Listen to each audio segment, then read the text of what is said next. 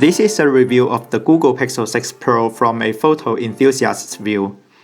At €649 for the 6 and $899 for the 6 Pro, it is very competitive against its peers.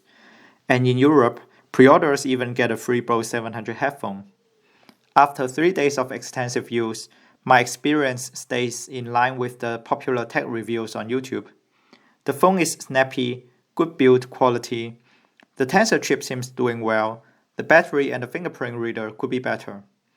Some complained about its size.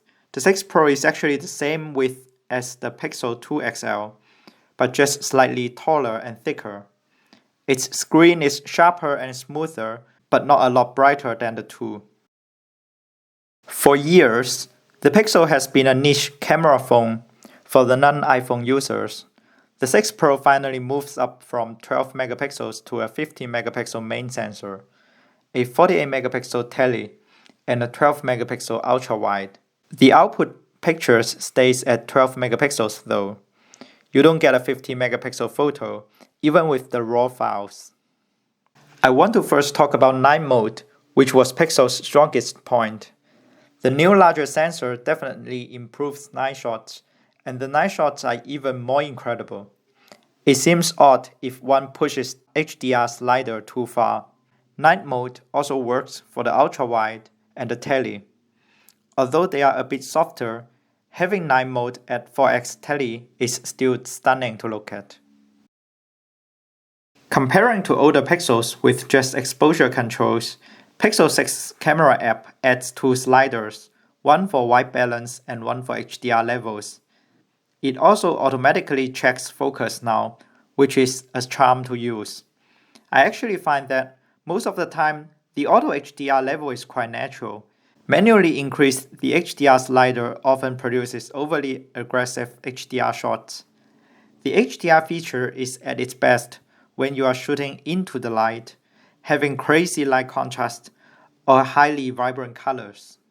Besides night mode, I think HDR is the single best feature that wins over a traditional camera, making Pixel my go-to choice now for casual travel shots.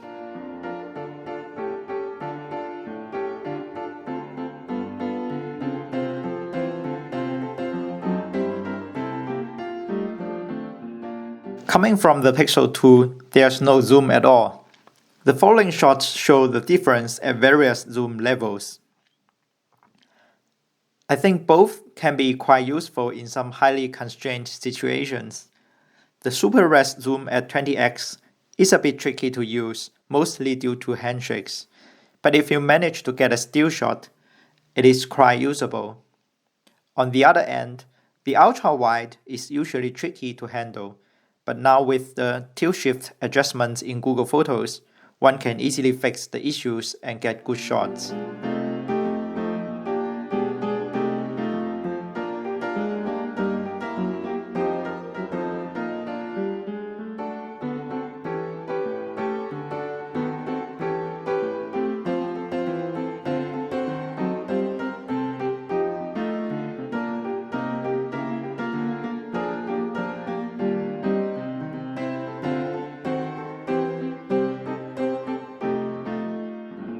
Although the Pixel 6 Pro is not marketed with macro lens and definitely not on the iPhone level, I think its macro capability out of the tele lens are actually more than adequate for most use cases.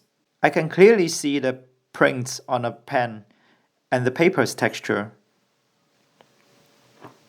Finally, I will show the new Magic Eraser feature with 2 pictures, starting with the macro B shot. This is very similar to Photoshop's content-aware view.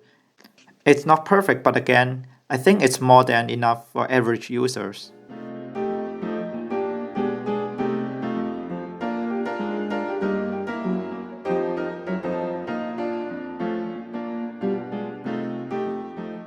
That's all for this time. I hope you find some useful information here regarding the new Pixel's photo capability. Let me end the review with some smooth video footage from the phone. Cheers!